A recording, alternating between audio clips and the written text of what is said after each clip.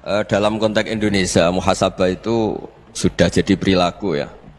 Karena dulu orang tua saya, guru-guru saya kalau ngandani itu, bayangkan kalau kamu jadi dia. Ya. Jadi misalnya kita mentang-mentang atasan, otoriter sama bawahan. Bayangkan kalau kamu jadi yang bawahan itu kayak apa? Laukun tamakana, kalau orang Arab bilang, bayangkan kalau kamu di posisi dia.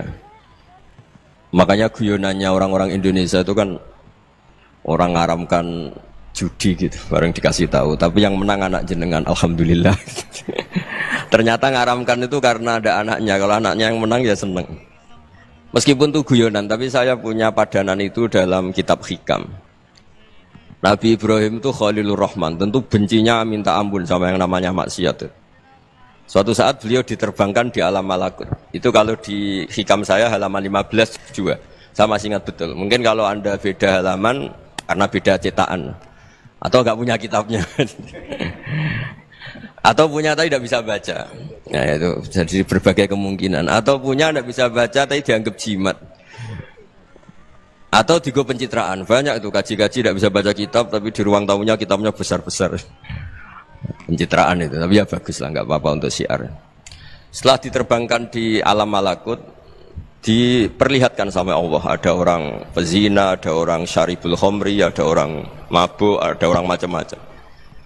Allah tanya sama Nabi Ibrahim, bagaimana pendapat kamu Ibrahim tentang mereka yang maksiat?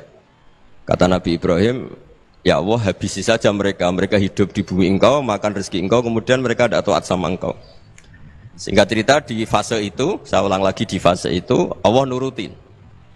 Sampai sekian peristiwa, mungkin 3 atau 4. Sudah, setelah sekian tahun Nabi Ibrahim lupa peristiwa itu, kemudian beliau diminta menyembelih anaknya. Ini versi kitab Hikam. Memang versinya banyak tentang kenapa Nabi Ibrahim disuruh menyembelih anaknya. Ketika mau menyembelih anaknya, Nabi Ibrahim ragu. Wa samratu fuadi. Anak saya ini buah hati saya, kenapa engkau suruh menyembelih? Terus kata Allah, apa kamu tidak ingat ketika kamu saya angkat di alam malakut, kemudian kamu usul bunuh-bunuh, saya tidak mempertimbangkan usul Anda, tapi kenapa sekarang saya merintahkan kamu mikir? Gitu. Terus, ya karena ini anak saya ya Allah. Terus kata Allah, rumang samu wong sumpukon mata ini gak gawean kau sing gawe kowe enak wae usul mata ini. Jadi sebenarnya saya yang bikin, kemudian Anda enak aja usul membunuh. Semenjak itu Nabi Ibrahim itu di eranya itu asfaqun nas, orang paling sayang sama manusia. Karena kadang kita keras itu ya kebetulan itu udah anak kita, ada keluarga kita. Cara orang Jawa itu kan gitu ya, kalau ada perempuan terus macak yang macam-macam pakai sepeda motor cowok terus wah itu luput suwuk, semoga-moga gini. Tapi setelah dikasih tahu, niku ponakane jenengan, semoga-moga selamat. Jadi jangan-jangan kemarin ahli ma'asi itu kebetulan itu tidak keluarga kita. Kalau keluarga kita yang pernah salah pada kita, semangat kita mintakan maaf. Jangan-jangan kita didikte hukum sosial gitu. Jadi orang yang salah kebetulan itu orang yang menservis kita, atau keluarga kita, atau orang dekat kita. Jangan-jangan semangat kita mintakan ampun. Tapi kalau sama orang lain kebetulan musuh kita semangatnya minta itu kena adab. Nah ini yang nggak boleh dalam Islam. Islam mengajarkan niru Rasulullah SAW, Nabi itu rahmatal lil alamin.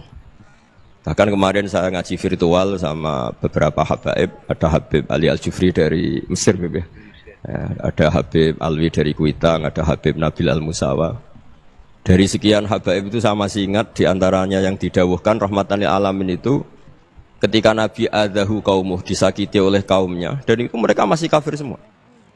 Itu mereka dapat doanya Nabi, Allah mahdi qaumi fa innahum la ya'lamun. Kayak apa baiknya Nabi, orang yang menyakiti, yang melukai, tapi Nabi masih berdoa, Allah mahdi qaumi fa innahum la ya'lamun. Sayyidina Umar dapat doanya Nabi itu yakhina kana kafiran, ketika masih kafir didoakan. Allahumma a'izzal Islam bi Umar. Itu ketika masih kafir.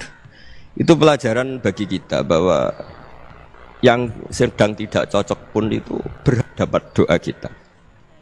Ya doa supaya kondisi kita baik, hari tambah baik. Karena agama ini, saya berkali-kali bilang, limangkana yarjuwa wal yaumal akhir. Agama ini diperuntukkan bagi yang selalu punya harapan pada Allah Subhanahu wa taala. Saya cerita muhasabah ini tentang hubungan kita dengan Allah. Di Indonesia itu banyak orang fasik, banyak orang nakal. Ya di mana-mana orang nakal itu ya mayoritas wa aksaruhum fasikun. Tapi berkahnya harapan. Mungkin saya kira nakal sok benda, mungkin saya kira sholat sok ben sholat, mungkin sekarang belum sakhok, belum dermawan, suatu saat dermawan. Barokahnya itu kefasikan ini dianggap sementara, sedang fasik, sedang tidak benar. Karena kiai-kiai kita, para guru-guru kita, para habaib utamanya itu mesti bilang semoga husnul khotimah. Nah barokahnya doa itu semoga husnul khotimah itu menjadikan satu pola sosial. Yang sedang fasik ini masih diharapkan jadi lebih baik, jadi lebih. Sehingga kita tidak ngambil sikap ekstrim, ya ingin menghabisi atau ingin mengadili, tidak. Karena selalu kita punya harapan. Dan agama ini limangkan erjuwo hawal akhir. Bayangkan itu kalau yang nakal itu anak kamu. Pasti kamu nggak ingin kan langsung dapat azab, dapat apa. Padahal kita semua jadi tokoh ini abul kulli, bapak dari semuanya. Sehingga ketika Rasulullah SAW jalan-jalan kemudian melihat perempuan sedang menyalakan api. Kalau apinya mati ditiup, anaknya dijauhkan. Nanti kalau sudah jauh dari api, anaknya digendong lagi. Terus kata Rasulullah, matur ke semua sahabat, Aro'aitum anna hadih tarihatan waladaha alannar. Apa kamu berpendapat bahwa perempuan ini akan melemparkan anaknya ke neraka? Tidak ya Rasulullah. Tidak akan seorang ibu melemparkan anaknya ke api. Terus kata Rasulullah, Allahu arhamu min hadih biwaladiha. Allah lebih rahman, lebih rahim dibanding orang tua ini kepada anaknya. Ini yang harus kita kenalkan terus, kita kampanyakan terus. Supaya orang hubungannya dengan Allah itu nyaman, asik. Sehingga dengan demikian selalu ada harapan bahwa yang sedang nakal ini suatu saat tobat. Kita tidak boleh menghukumi pasti begini, pasti gini. Itu tidak wilayah kita. Itu juga yang dicontohkan Rasulullah SAW. Secara lahir Nabi itu nggak berkenan sama Wahsy, karena Wahsy itu salahnya salah fatal karena membunuh ahabban nasi ila Rasulillah, yaitu membunuh Said Hamzah. Jadi ketika Wahsy tobat, Nabi itu nerima tobatnya. Dan ketika beliau dengan basariyahnya nggak siap ketemu Wahsy karena harus ingat Said Hamzah, basariyahnya diturutin. Oke, kamu iman saya turutin, tapi jangan sering ketemu saya. Karena kalau ketemu kamu saya masih ingat sama paman saya Said Hamzah. Kita bisa ngelola seperti itu. Kita tidak cocok sama orang, bagaimanapun mereka umat Rasulullah SAW, kita tetap mencintai mereka. Misalnya kalau beda agama, mereka sama-sama orang Indonesia, kita mencintai mereka atas nama warga Indonesia. Tapi kalau misalnya potongannya ora cocok, beda kultur, bawaannya itu mangkelno cara Jawa, ya bisa diilmoni, jangan ketemu. Wong sudah tidak cocok, ingin ketemu nyari solusi. Roh ini tok seneng itu kan ya repot itu. Ya sudah kalau nggak pati cocok ya jangan sering ketemu. Dan itu kita bisa memanage seperti itu tuh bisa. Saya berkali-kali cerita tentang Imam Syafi'i. Kalau dikasih tahu ya Imam Aba Abdillah, panggilannya Imam Syafi'i, tetangga anda ini ternyata banyak yang nggak senang anda. Jawabnya beliau senang.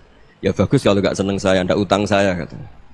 Jadi gara-gara sampean seneng aku ngatur aku ini kan. Nah, mungkin sampean rasa seneng kan ya enak. Jadi hidup itu dianggap happy. Kalau seneng ya teman silaturahim, kalau nggak seneng ya nggak bakal utang gitu. Baru kayak seneng itu nggak ganggu. Gitu. Jadi dulu itu orang bisa ngelola seneng nggak seneng itu bisa. Karena ada kearifan hubungan dengan Allah Subhanahu wa Ta'ala. Hidupnya selesai karena masyghul bi dzikrillah. Mereka sibuk dengan Allah. Makanya kata ulama-ulama tasawuf, kamu jangan melihat manusia perilakunya, tapi kamu juga harus ingat yang gerakkan semua itu Allah Subhanahu wa Ta'ala. Dengan demikian kita faroh, kita senang.